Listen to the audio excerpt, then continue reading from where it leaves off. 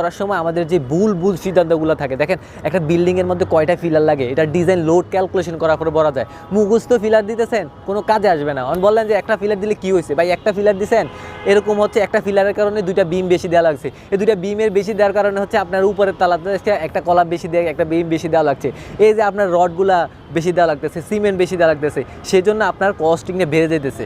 আপনি বুঝতে হবে কোথায় কোন বিম, কোন লোড বা কোন রড দিতে হবে।